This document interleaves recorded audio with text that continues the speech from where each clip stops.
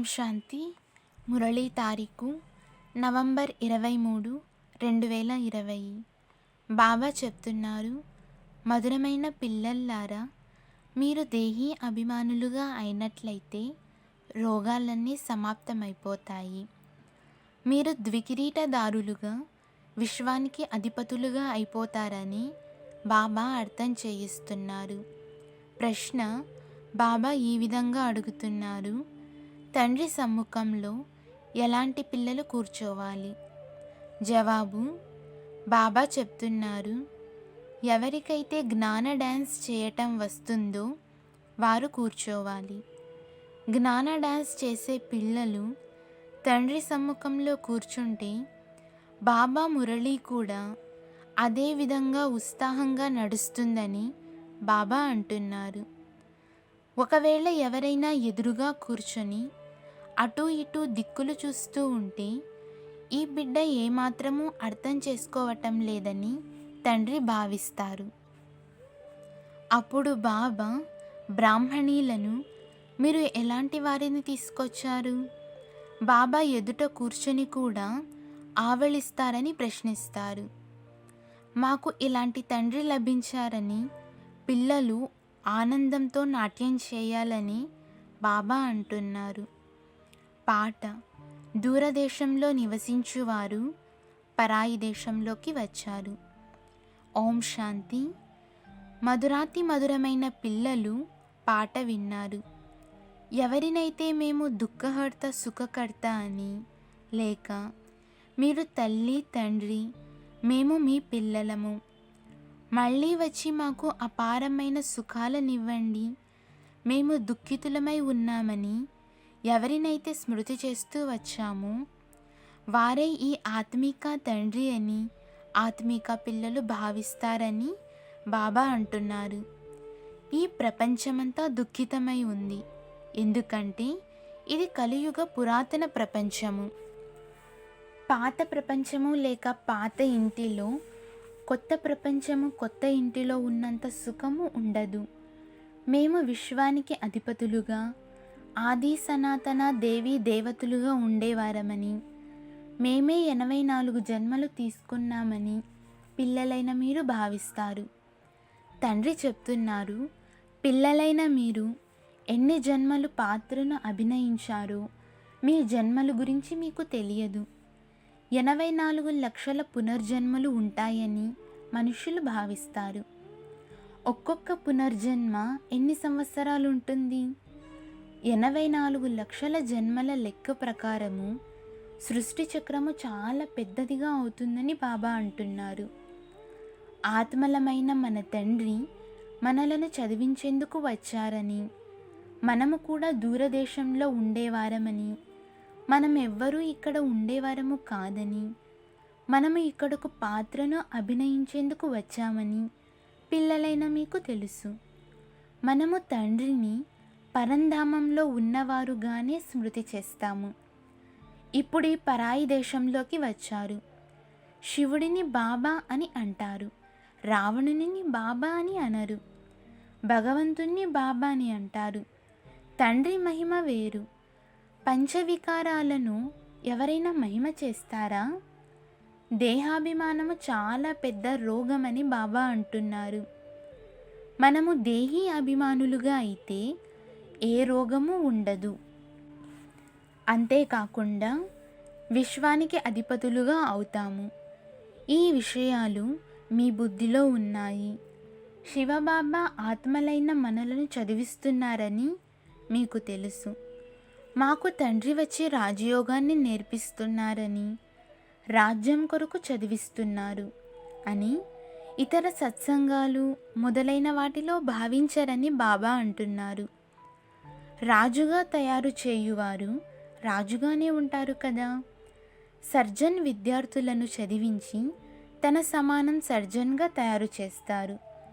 అయితే ద్వికిరీటదారులుగా తయారు చేసేందుకు ద్వికిరీటదారులు ఎక్కడి నుంచి వస్తారు? అందువలన మనుష్యులు ద్వికిరీటమును కృష్ణునికి చూపించారు.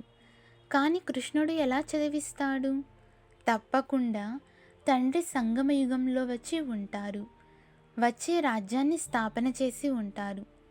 తండ్రి ఎలా వస్తారో మీ బుద్ధిలో తప్ప ఇంకెవ్వరి బుద్ధిలోనూ లేదని బాబా అంటున్నారు. దూరదేశం నుండి తండ్రి వచ్చి మనలను చదివిస్తారు, రాజయోగాన్ని నేర్పిస్తారు. తండ్రి చెప్తున్నారు, నాకు ఏ విధమైన ప్రకాశ కిరీటము కానీ రత్న ఖచిత కిరీటము కానీ లేదు. వారు రాజ్య పదవిని ఎప్పుడూ పొందరు. స్వయం ద్వికిరీటదారులుగా అవ్వరు. ఇతరులను తయారు చేస్తారు. తండ్రి చెప్తారు, ఒకవేళ నేను రాజుగా అయినట్లయితే మళ్ళీ నిరుపేదగా అవ్వవలసి ఉంటుంది. భారతవాసులు రాజులుగా ఉండేవారు, ఇప్పుడు నిరుపేదలుగా ఉన్నారు. మీరు కూడా ద్వికిరీటదారులుగా అవుతారు కనుక మిమ్ములను అలా తయారు చేయువారు కూడా ద్వికిరీటదారులై ఉండాలి కదా. వారితో మీ యోగము కూడా జోడింపబడాలి. ఎవరు ఏ విధంగా ఉంటారో అలా వారు తమ సమానంగా తయారు చేస్తారని బాబా అంటున్నారు. సన్యాసులు ఇతరులను సన్యాసులుగానే తయారు చేస్తారు. మీరు గృహస్థులు, వారు సన్యాసులు. మరి మీరు వారి అనుచరులు ఎలా అవుతారు? మేము ఫలానా శివానందుని అనుచరులమని చెప్తారు. కానీ ఆ సన్యాసులు తలగుండు చేయించుకునేవారు. మీరు అలా చేసుకోరు, వారిని అనుసరించరు. మరి వీరు వారిని అనుచరులని ఎందుకు చెప్పుకుంటారు? అనుచరులు అనగా వెంటనే తమ వస్త్రాలను త్యజించి కాషాయ వస్త్రాలను ధరించి సన్యాసము స్వీకరించేవారు. మీరు గృహస్థములో వికారాలు మొదలైన వాటిలోకి వెళ్తారు. మరి శివానందుని అనుచరులమని ఎలా పిలవబడతారు? గురువు కర్తవ్యము సద్గతిని కలగజేయటం. ఫలానా వారిని స్మృతి చేయమని గురువు చెప్పరు కదా. అలాంటి వారు స్వయం గురువుగా ఎలా అవుతారు? ముక్తిధామానికి వెళ్ళేందుకు కూడా యుక్తి కావాలని బాబా చెప్తున్నారు. పిల్లలైన మీకు అర్థం చేయించబడుతుంది. మీ ఇల్లు ముక్తిధామము లేక నిరాకార ప్రపంచము. ఆత్మను నిరాకార సోల్ అని అంటారు. శరీరము పంచతత్వాలతో తయారయ్యింది. ఆత్మలు ఎక్కడి నుండి వస్తాయి? నిరాకార ప్రపంచమైన పరంధామము నుండి వస్తాయి. అక్కడ చాలా ఆత్మలుంటాయి. దానిని స్వీట్ సైలెన్స్ హోమ్ అని అంటారు. ఆత్మలు అక్కడ సుఖ దుఃఖాలకు అతీతంగా ఉంటాయని బాబా అంటున్నారు. దీనిని చాలా పక్కా చేసుకోవాలి. మనము స్వీట్ సైలెన్స్ హోమ్లో ఉండేవారము. ఇది నాటకశాల. ఇక్కడకు మనము పాత్రను అభినయించేందుకు వస్తాము. ఈ నాటకశాలలో సూర్యుడు, చంద్రుడు, నక్షత్రాలు మొదలైనవి లైట్లు. ఈ నాటకశాల ఎన్ని మైళ్ళ వరకు విస్తరించి ఉందో ఎవ్వరూ లెక్క వేయలేరు. విమానంలో పైకి వెళ్తారు, కానీ అందులో పూర్తిగా వెళ్ళి చుట్టి వచ్చేందుకు కావలసిన పెట్రోలు మొదలైనవి వేయలేరని బాబా అంటున్నారు. అంత దూరము వెళ్ళలేరు. ఇన్ని మైళ్ళ దూరము వెళ్ళి తిరిగి రాకపోతే క్రింద పడిపోతామని వారికి తెలుసు. సముద్రము మరియు ఆకాశ తత్వాల అంత్యాన్ని ఎవ్వరూ పొందలేరు. ఇప్పుడు తండ్రి మీకు స్వయం గురించి అర్థం చేయిస్తున్నారు. ఆత్మ ఈ ఆకాశ తత్వం కంటే పైకి వెళ్ళిపోతుంది. ఇది ఎంత పెద్ద రాకెట్! ఆత్మలైన మీరు పవిత్రంగా అయినప్పుడు రాకెట్ వలె ఎగరగలరని బాబా అంటున్నారు. ఎంత చిన్న రాకెట్ సూర్య చంద్రులకు అతీతంగా మూలవతనానికి వెళ్ళిపోతుంది. మనుష్యులు సూర్య చంద్రుల అంత్యమును తెలుసుకునేందుకు చాలా ప్రయత్నాలు చేస్తారు. దూరంగా ఉండే నక్షత్రాలు మొదలైనవి చాలా చిన్నవిగా కనిపిస్తాయి. వాస్తవానికి అవి చాలా పెద్దవి. మీరు గాలిపటాలను ఎగురవేసినప్పుడు అవి పైకి వెళ్ళగా వెళ్ళగా చాలా చిన్నవిగా కనిపిస్తాయి కదా. మీ ఆత్మలు అన్నిటికన్నా వేగవంతమైనవి అని తండ్రి చెప్తారు. సెకండులో ఒక శరీరాన్ని వదిలి వెళ్ళి మరో గర్భంలో ప్రవేశిస్తాయి. ఎవరికైనా లెక్కాచారము లండన్లో ఉంటే సెకండులో వెళ్ళి లండన్లో జన్మ తీసుకుంటుంది. సెకండులో జీవన్ముక్తి అని గాయనం చేయబడి ఉంది కదా. పిల్లవాడు గర్భం నుంచి వెలువడగానే యజమానిగా అవుతాడు, వారసునిగా అవుతాడు. పిల్లలైన మీరు తండ్రిని తెలుసుకున్నారు, అనగా విశ్వాధికారులుగా అయిపోయారని బాబా అంటున్నారు. అనంతమైన తండ్రియే వచ్చి మిమ్ములను విశ్వాధికారులుగా తయారు చేస్తారు. స్కూలులో బ్యారిస్టరు చదువుకుంటే బ్యారిస్టర్గా అవుతారు. ఇక్కడ మీరు ద్వికిరీటదారులుగా అయ్యేందుకు చదువుకుంటారు. పాస్ అయితే తప్పకుండా ద్వికిరీటదారులుగా అవుతారని బాబా అంటున్నారు. అయినా మళ్ళీ స్వర్గంలోకి తప్పకుండా వస్తారు. తండ్రి సదా అక్కడే, అనగా నిరాకార ప్రపంచంలో ఉంటారని మీకు తెలుసు. ఓ గాడ్ ఫాదర్ అన్నప్పుడు కూడా దృష్టి తప్పకుండా పైకి వెళ్తుంది. గాడ్ ఫాదర్ అయితే కొద్దిగా అయినా వారి పాత్ర ఉంటుంది కదా. ఇప్పుడు పాత్రను అభినయిస్తూ ఉన్నారు. వారిని తోట యజమాని అని కూడా అంటారు. ముళ్ళ నుంచి పుష్పాలుగా చేస్తారు. కనుక పిల్లలైన మీకు సంతోషం కలగాలి. బాబా ఈ పరాయి దేశంలోకి వచ్చారు. దూరదేశంలో నివసించేవారు పరాయి దేశంలోకి వచ్చారని బాబా అంటున్నారు. దూరదేశంలో నివసించేవారు తండ్రియే కదా. ఆత్మలు కూడా అక్కడే నివసిస్తాయి. ఇక్కడకు పాత్రను అభినయించేందుకు వస్తాయి. పరాయి దేశం అంటే అర్థము ఎవ్వరికీ తెలియదని బాబా అంటున్నారు. మనుష్యులు భక్తి మార్గంలో విన్నదంతా సత్యము సత్యము అని అంటూ ఉంటారు. పిల్లలైన మీకు తండ్రి మంచి రీతిగా అర్థం చేయిస్తున్నారు. ఆత్మ అపవిత్రంగా అవ్వడం వలన ఎగరలేకపోతుంది. పవిత్రంగా అవ్వకుండా వాపస్ వెళ్ళజాలదని బాబా అంటున్నారు. పతిత పావనుడని ఒక్క తండ్రినే అంటారు. వారు సంగమ యుగంలోనే రావాలి. మీకు ఎంత సంతోషం కలగాలి. బాబా మనలను ద్వికిరీటదారులుగా చేస్తున్నారు. ఇంతకంటే ఉన్నతమైన హోదా ఇంకెవ్వరికీ ఉండదు. నేను ద్వికిరీటధారిగా అవ్వనని, ఒక్కసారి మాత్రమే ఇక్కడకు వస్తానని తండ్రి అంటారు. పరాయి దేశము, పరాయి శరీరంలో వస్తాను. ఈ దాదా కూడా నేను శివుడును కాదని అంటాడు. ఈ దాదా కూడా అంటాడు, నన్ను లక్కీరాజ్ అనేవారు. సమర్పణ అయిన తరువాత బాబా నాకు బ్రహ్మ అనే పేరు పెట్టారు. ఇతనిలో ప్రవేశించి నీకు నీ గత జన్మల గురించి తెలియదని చెప్పానని బాబా అంటున్నారు. 84 జన్మల లెక్క ఉండాలి కదా. వారు 84 లక్షలని అంటారు. అది పూర్తిగా అసంభవమని బాబా అంటున్నారు. 84 లక్షల జన్మల రహస్యాన్ని అర్థం చేయించుటలో వందల కొలది సంవత్సరాలు పడుతుంది. గుర్తు కూడా ఉండదు. 84 లక్షల యోనులనగా పశుపక్షాదులు మొదలైనవన్నీ వచ్చేస్తాయి. మనుష్య జన్మ దుర్లభమని గాయనం చేయబడుతుంది. జంతువులు జ్ఞానాన్ని అర్థం చేసుకోలేవు. తండ్రి వచ్చి మీకు జ్ఞానాన్ని చదివిస్తున్నారు.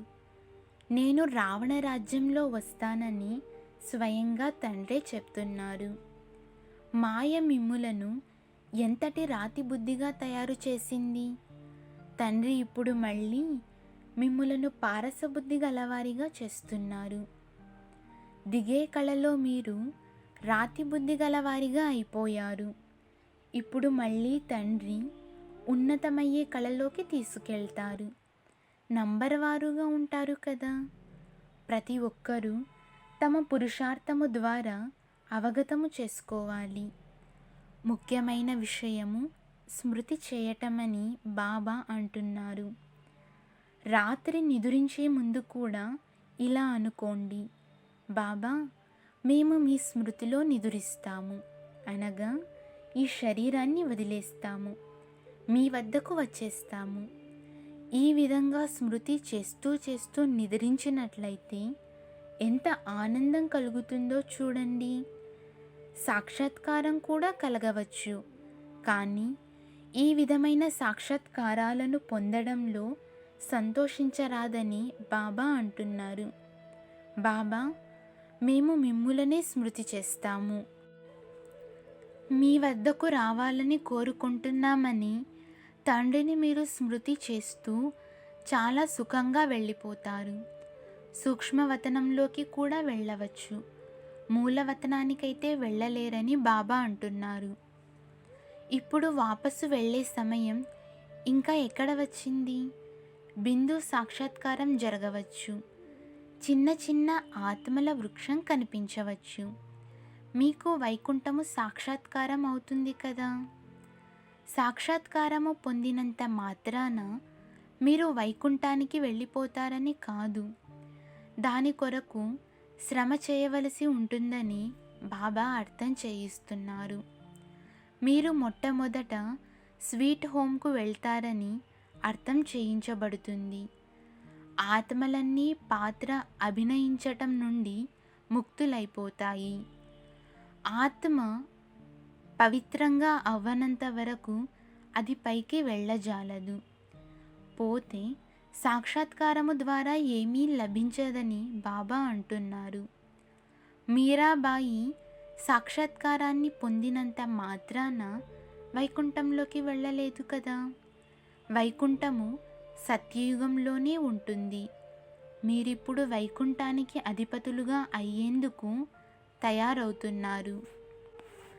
ధ్యానము మొదలైన వాటిలోకి అంతగా వెళ్ళనీయరు, ఎందుకంటే మీరు చదవాలి కదా. తండ్రి వచ్చి చదివిస్తారు, సర్వుల సద్గతినిస్తారు. వినాశనం కూడా ఎదుటే నిలిచి ఉంది. పోతే దేవతల అసురుల యుద్ధము లేనే లేదని బాబా అంటున్నారు. వారు పరస్పరంలో మీ కొరకు పోట్లాడుకుంటారు, ఎందుకంటే మీ కొరకు కొత్త ప్రపంచం కావాలి. పోతే మీది మాయతో యుద్ధము. మీరు చాలా పేరుగాంచిన యోధులు, కానీ దేవీలు ఇంతగా ఎందుకు మహిమ చేయబడతారో ఎవ్వరికీ తెలియదని బాబా అంటున్నారు. ఇప్పుడు మీరు యోగబలంతో భారతదేశాన్ని స్వర్గంగా తయారు చేస్తారు. మీకిప్పుడు తండ్రి లభించారు, మీకు అర్థం చేయిస్తూ ఉంటారు. జ్ఞానము ద్వారా కొత్త ప్రపంచము జిందాబాద్ అవుతుంది. ఈ లక్ష్మీనారాయణులు కొత్త ప్రపంచానికి అధిపతులుగా ఉండేవారు కదా. ఇప్పుడిది పాత ప్రపంచము. ఇంతకు ముందు కూడా పురాతన ప్రపంచ వినాశనము ముసలముల ద్వారా జరిగింది. మహాభారత యుద్ధం జరిగింది. ఆ సమయంలో తండ్రి రాజయోగాన్ని కూడా నేర్పించారు. ఇప్పుడు తండ్రి ప్రాక్టికల్గా రాజయోగమును నేర్పిస్తున్నారు కదా. తండ్రియే మీకు సత్యాన్ని వినిపిస్తారు. సత్యమైన తండ్రి వచ్చినట్లయితే మీరు సదా సంతోషంగా నాట్యం చేస్తారు. ఇది జ్ఞాన డ్యాన్స్. జ్ఞాన నాట్యంలో అభిరుచి ఉన్నవారే ఎదురుగా కూర్చోవాలని బాబా అంటున్నారు. అర్థం చేసుకోలేకుంటే వారికి ఆవలింతలు వస్తాయి. వీరేమీ అర్థం చేసుకోవటం లేదని అర్థమైపోతుంది. జ్ఞానము అర్థం అవ్వలేదంటే ఇటు అటు దిక్కులు చూస్తూ ఉంటారు. నీవు ఎలాంటి వారిని తీసుకొచ్చావని బాబా కూడా బ్రాహ్మణిని అడుగుతారు. ఎవరు నేర్చుకొని నేర్పిస్తారో వారే ఎదురుగా కూర్చోవాలని బాబా అంటున్నారు. మేము కూడా డ్యాన్స్ చేయాలని వారికి ఉత్సాహం కలుగుతూ ఉంటుంది. ఇది జ్ఞాన డ్యాన్స్. కృష్ణుడైతే జ్ఞానము వినిపించలేదు, నాట్యం కూడా చేయలేదు. మురళి అనగా ఈ జ్ఞానమే కదా. కనుక తండ్రి అర్థం చేయించారు. రాత్రి నిద్రించే ముందు బాబాను మరియు చక్రమును బుద్ధిలో స్మృతి చేస్తూ ఉండండి. బాబా, మేమిప్పుడు ఈ శరీరాన్ని వదిలి మీ వద్దకు వస్తాము. ఈ విధంగా స్మృతి చేస్తూ చేస్తూ నిద్రించండని బాబా అంటున్నారు. అప్పుడు ఏమవుతుందో చూడండి. ఇంతకు ముందు శ్మశాన యోగము చేయించేవారు. అప్పుడు కొందరు శాంతిలోకి వెళ్ళిపోయేవారు. కొందరు కృష్ణునితో రాస్ చేసేవారు. తండ్రిని గురించి తెలియని వారు తండ్రిని ఎలా స్మృతి చేస్తారు? మనుష్యులు తండ్రిని గురించే తెలుసుకోలేదంటే వారిని ఎలా స్మృతి చేస్తారు? అందుకే తండ్రి అంటారు, నేను ఎవరు, ఎలా ఉన్నానో నా గురించి ఎవరికీ తెలియదు. ఇప్పుడు మీకెంత జ్ఞానం తెలిసింది? మీరు నా గుప్తమైన యోధులని బాబా అంటున్నారు. వారియర్స్ అనే పేరు విని దేవీలకు ఖడ్గము, బాణాలు మొదలైనవి ఇచ్చేశారు. మీరు యోగ బలము గల వారియర్స్.